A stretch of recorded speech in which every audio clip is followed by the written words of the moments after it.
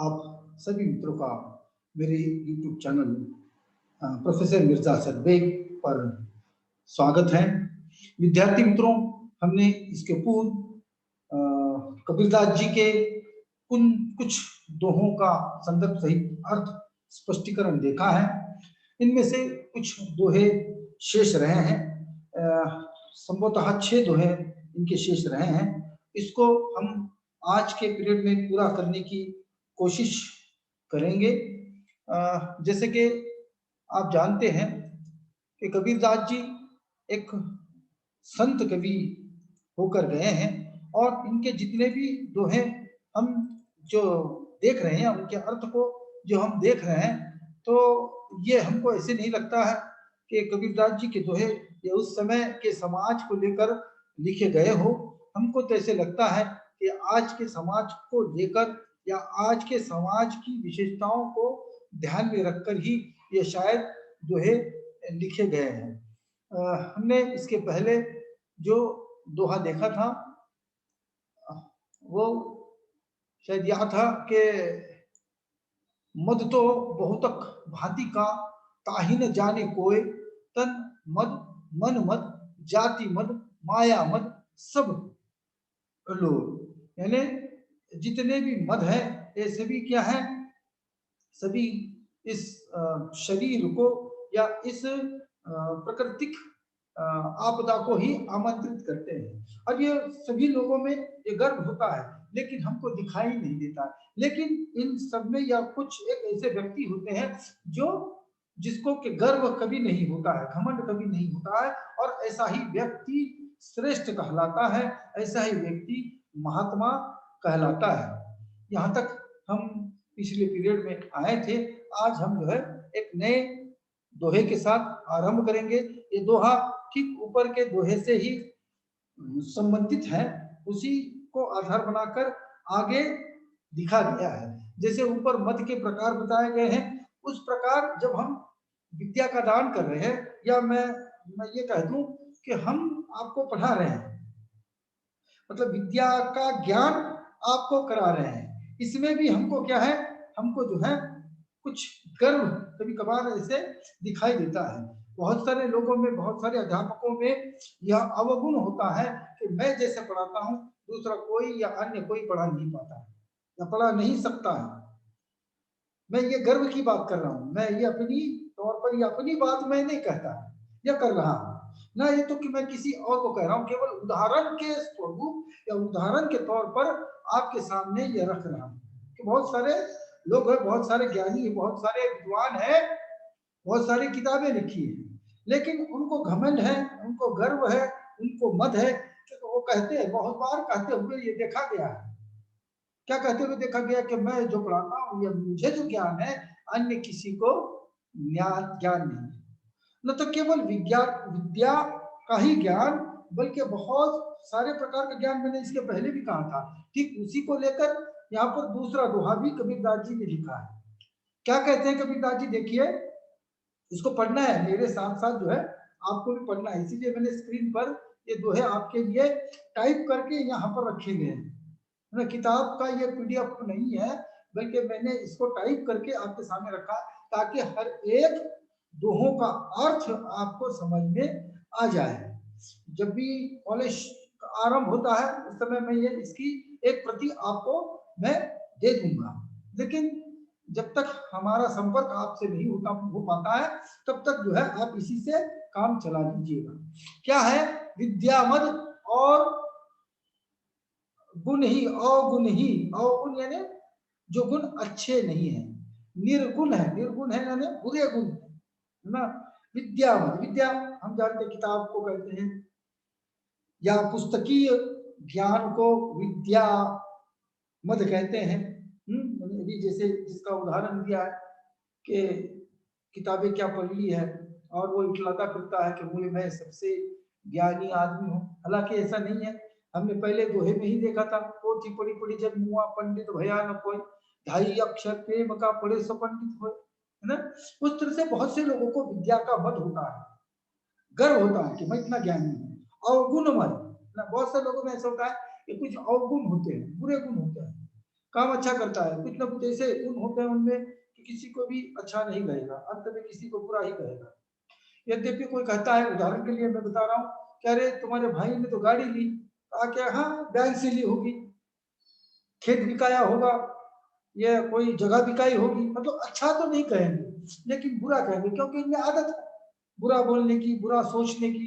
इसलिए क्या है, अवगुण मद, ये जितने भी अवगुण होते हैं या दुर्गुण होते हैं, ये भी जो है गर्व के अंतर्गत आते हैं। राजमद, उन्मद, और इसमें और एक गर्व की बात आती है, राजमद, राजकार्य, या इसको हम सीधे तौर से राजनीति से भी जोड़ सकते हैं। देखिए, जो कोई व्यक्ति जिसको राज चलाने को दिया जाता है, शासन या प्रशासन चलाने को दिया जाता है, वो गर्व और घमंड में आ जाता है, और इतना गर्व और घमंड में आ जाता है, इतना मद जो है उनको उस पर चढ़ जाता है, इतना हावी हो जाता है कि वह दूसरों पर अन्याचार और दुराचार, अत्याचार करने लग जाता है। तो ये जो राज मद होता है, राजा है ना, इसका भी मद होता है, मैं राजा हूं, मैं जो कहूंगा वही होगा, है ना। हालांकि ये गलत है। एक एक जो है कहावत जिसे बाद में बनी है, भारतेंदु जी ने इस पर लिखा है, एक कहानी का नाम है कि अंधेर नगरी चौपट राजा, अंधेर नगरी चौपट राजा, टकसेर भाजी टकसेर खाजी। मतलब वह नगरी वो अंधेरी या अंधकारमय होगी, और वहां का राजा भी कैसे होगा, वैसे ही होगा जहां पर एक ही रुपये में भाजी मिलती हो, या एक ही रुपये में आपको मिठाई मिलती हो। तो यहाँ का कार्य जो है राजकार्य, ये ठीक नहीं होगा। हर एक की अपनी अपनी सीमाएं होती है, एक दायरा होता है, उसी दायरे में रहकर हर एक वस्तु का मूल्यांकन अलग अलग होता है।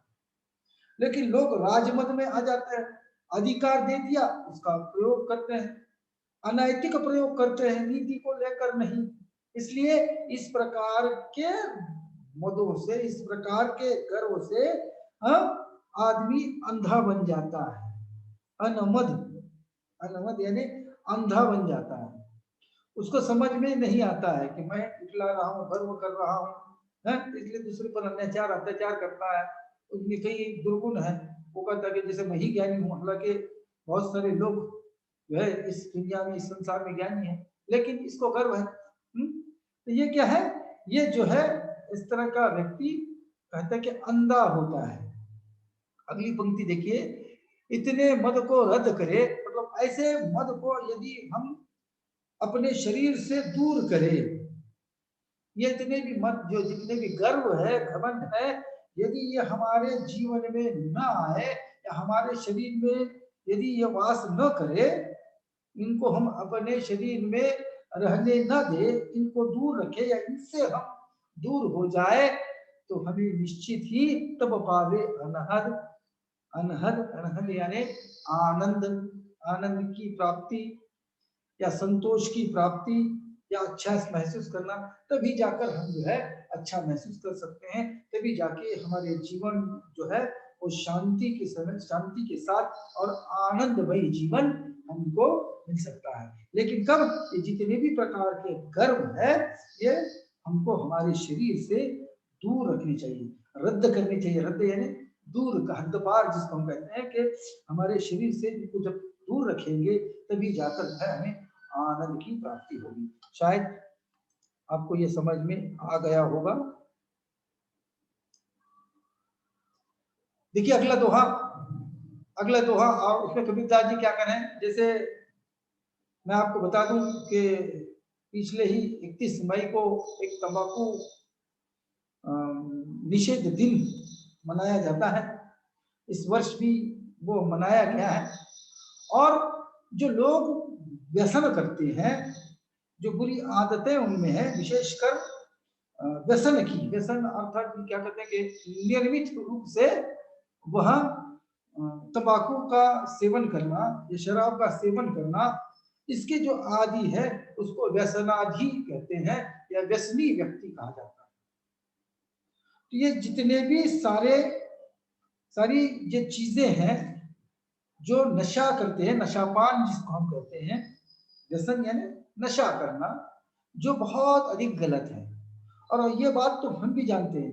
फिर एक बार मैंने इस कबीर संत कबीर जी के दोहों को या उनके साहित्य को मैं जब पढ़ा रहा हूँ, तो ये मैं दूसरी तीसरी मर्तबा चौथी मर्तबा कह रहा हूँ कि कबीरदास जी हमको उस समय के कबीरदास जी नहीं लगते हैं। आज के समाज को जब हम देखते हैं तो हमको लगता है कि आज भी कबीर के वचन जिंदा हैं।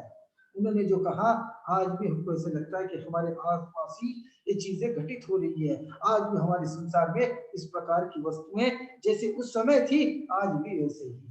इसलिए आज भी हमें कबीर के वचनों को अवश्य पढ़ लेना चाहिए और उन्होंने बताए हुए मार्ग पर अवश्य चलना चाहिए। निश्चित ही इससे हमारा उद्धार होगा। देखिए क्या कहते हैं कबीर के, भांग तंबाकू धतूरा, क्या है? भांग तंबाकू धतूरा जन कबीर जे खाए। तो कबीरदास जी कहता जो खाएगा, क्या क्या खाएगा? के भांग तंबाकू धतूरा। भांग यानी भंग, भांग जो होती है एक बीज होता है। सहसा हमारे महाराष्ट्र में यद्यपि हम इसकी बात करें तो इसको गांजा कहा जाता है, और उत्तर प्रदेश या उत्तर के क्षेत्र में इसको भांग कही जाती है। इसकी नशीली गोलियां वगैरह बनाई जाती है और लोग इसका सेवन करते हैं, नशा वगैरह इसका करते हैं। तंबाकू जो हम जानते हैं एक प्रकार की वनस्पति है जिसको के मुंह में रखा जाता है और नशा सा आ जाता है। उसके बाद धतूरा, यह थोड़ा सा हमारे लिए नया शब्द का प्रयोग है। धतूरा वो जो है ये भी एक प्रकार का पौधा है जिसको सफेद फूल आते हैं। इसका भी सेवन लोग करते हैं और इसके अति सेवन से आदमी मरता भी है। तो कहने का मतलब क्या है, ये जितनी भी नशीले चीजें हैं जन कबीर के खाए। जो भी लोग इसका सेवन करते हैं या इसको खाते, तंबाकू का खाना, भांग को खाना, धतूरे को खाना, जितने भी खाते हैं वे क्या है, जोग यज्ञ तप किए सबे रसातल को जाए। चाहे ये लोग जो है, जो नशाखोर है, जो व्यसनी है, व्यसनाधीन है, जो तंबाकू खाता है या भांग पीता है या धतूरे का सेवन करता है, ये लोग चाहे जितना भी योग करे, जप तप किए करे, साधना करे, ईश्वर की उपासना करे, पूजा करे, दान धर्म करे, चाहे जितने भी चीजें करे, ये सभी क्या है, ये सभी ईश्वर को मान्य नहीं होगी, बल्कि उसका तो पतन निश्चित है। रसातल को जाएगा। रसातल यानी सबसे नीचे का जो भाग होता है समंदर का, उसको रसातल कहते हैं। या कि नीचे गिर जाएगा, समाप्त सा हो जाएगा। मतलब इतना अधिक जो है तो विरोध हर धर्म में इन नशीली चीजों का किया गया है। इसीलिए कबीर कहते हैं कि हमें जो है इससे दूर रहना चाहिए। भांग तंबाकू धतूरा ये जितनी भी चीजें हैं, नशीली चीजें हैं, हमको उसका सेवन, हमको उनको नहीं खाना चाहिए। जो भी खाएगा, चाहे वो जितना भी ईश्वर की उपासना करे, आराधना करे, वह जो है, या जब तब जैसे यहाँ पर ये लिखा है, जोग यज्ञ तप किए, कितना भी कर लो आप, चाहे बड़े से बड़ा यज्ञ कर लो, तब भी क्या है, कोई फायदा नहीं है। ये सभी लोगों का पतन अर्थात ह्रास होना, गिरना, यह निश्चित है। ठीक इसी सिलसिले को आगे बढ़ाते हुए कबीरदास जी कह रहे हैं, जैसे नशीली या नशे की बात जब चल ही रही है, तो आपके पाठ्यक्रम में दूसरा भी दोहा इसी पर आधारित रखा गया है। जो लोग रसपान या फिर क्या कहेंगे कि नशा करते हैं, तो नशा कई प्रकार का होता है। जैसे मैंने कहा कि धतूरा है, भांग है, ये तंबाकू है। न केवल इतना ही, बल्कि सुरापान अवचन करे पीने तंबाकू भांग, केवल इतना ही नहीं, तो सुरापान अवचन करे। सुरापान से क्या होता है, अवचन निकलती है। सुरापान अर्थात किसको कहते हैं, मधु किसको कहा जाता है?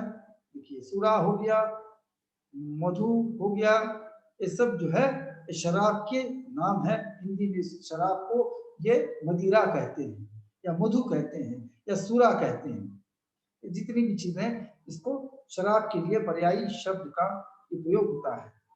मदिरा और मदिरालय, जहां पर शराब मिलती है वो मदिरालय है। तो खैर यहाँ पर क्या है, जो भी व्यक्ति शराब का सेवन करता है, सुरापान करता है, नशा करता है, वो क्या करता है, अवचन करे। जाहिर बात है, हम देखते हैं कि वो अच्छी बात करता है क्या? नहीं, हमेशा गालियां ही बकता रहेगा, हमेशा दूसरों को बुरा ही कहता रहेगा। क्योंकि ये सब जितने भी चीजें हैं, वो जो गालियां बक रहा है और जो कुछ भी अवचन निकाल रहा है, मुंह से बुरे कथन कह रहा है, ये वो नहीं कर रहा है या वो नहीं कह रहा है, बल्कि उसने जो शराब पी रखी है उस वजह से ये सारी चीजें उससे हो रही है। केवल इतना ही नहीं, पीने तंबाकू भांग, जो तंबाकू पीता है, जो भांग का सेवन करता है, मैंने कहा इसके पहले ही, जिसको हम हमारे महाराष्ट्र में गांजा कहते हैं, तो ये भांग वगैरह पीता है, तो उनके लिए क्या है कि कहे कबीर ये भक्तजन, कबीर कहते हैं कि इनके संगत में, कबीर कहे हे भक्तजन, हे भक्तों, हे लोगों, मेरी इस बात को जो है अच्छी तरह से ध्यान में रखिए।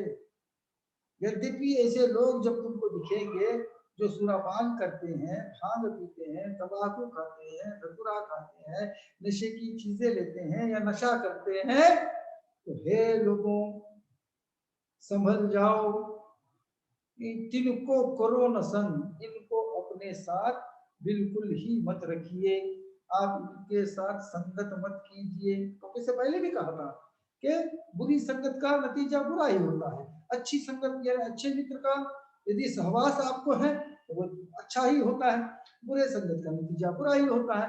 इसलिए ऐसे जितने भी लोग हैं, उनके साथ तुम मित्रता मत करो, उनको जो है अपने नजदीक भी मत आने दो, उनको दूर ही वहां से करो। इस प्रकार का यह दोहा था स्तंभ का। मैं समझता हूँ इसका अर्थ आपको समझ में आ गया होगा। अब सामान्य नीति परखी दोहा है अभी, इसमें भी एक कथन समाज को लेकर कहा गया है। क्या है? एक शब्द सुख की खानी, एक शब्द दुखा राशि। जो शब्द होते हैं, मतलब हम जो प्रयोग में लाते हैं, वो शब्द जो है कई प्रकार के शब्द होते हैं, याद में रखिए। कई शब्द से मनुष्य का मन दुख जाता है, और कई शब्द ऐसे हैं जिससे आनंद की प्राप्ति हो जाती है। तो हमको भी ऐसे शब्दों का प्रयोग करना चाहिए जिसमें सुख की जो है वह सुख की बात हो या सुख की प्राप्ति हो। इस प्रकार के शब्दों का प्रयोग हमको करना चाहिए, क्योंकि शब्द जो है तलवार की भांति होते हैं, भाले की माफिक होते हैं, क्योंकि ये जब चुभते हैं तो बहुत अंदर तक घाव करते हैं। इसलिए शब्द को शस्त्र कहा गया है। तो इस शस्त्र को हमको संभाल कर इस्तेमाल करना चाहिए, है ना? ऐसे नहीं, क्योंकि बहुत सारे शब्द है जिससे हमको क्या है, जिससे हमारे संबंध टूट जाते हैं। देखिए अब परिवार में भी हम देखते हैं, क्योंकि आजकल राजनीति इतनी हावी हो गई है। मैं जब टीवी पर, दूरदर्शन पर जब देखता हूँ, इस प्रकार के रिश्ते बताए जाते हैं और इस प्रकार के कटु शब्द बोले जाते हैं, बुरे शब्द बोले जाते हैं, जिससे परिवार टूटता हुआ हमको दिखाई देता है। इसलिए जब भी शब्दों का प्रयोग करें ना, ये अस्त्र है, इसको जो है बहुत सोच समझ कर हमको शब्दों का प्रयोग करना चाहिए, क्योंकि ये दुख का भी कारण बनते हैं और सुख का भी कारण बनते हैं। और जैसे अगली पंक्ति क्या है, एक शब्द बंधन कटे। मैंने कहा कि इसे अगर कभी कभार हम इस तरह के शब्द का प्रयोग करते हैं जिससे हमारा बंधन या पारिवारिक संबंध जो है हमारा टूट जाता है। कभी कभार तो हम इस प्रकार का शब्द प्रयोग करते हैं कि सामने वाले को फांसी लग जाए। मतलब इतना बुरा लगा एक व्यक्ति, जिसे आए दिन अखबार में आप पढ़ते होंगे, यद्यपि आप अखबार पढ़ते हो, समाचार पत्र पढ़ते हो, तो उसमें मुझे कहीं ना कहीं पर यह पढ़ने को मिल जाता है, अवश्य मिल जाता है कि एक लड़के ने आत्महत्या कर ली, उसके माता ने, पिता ने कुछ उसको कहा था। किसी लड़की ने आत्महत्या कर ली, उसको बुरा लगा, कि उसके भाई ने कुछ अपशब्द निकाले, समाज ने कोई अपशब्द निकाले, क्या किया उसने, आत्महत्या कर ली है ना, खुदकुशी कर ली है। जबकि इसीलिए इसीलिए शब्द को संभाल कर इस्तेमाल करिए। एक शब्द बंधन कटे, एक शब्द से क्या होता है कि संबंध टूट जाते हैं।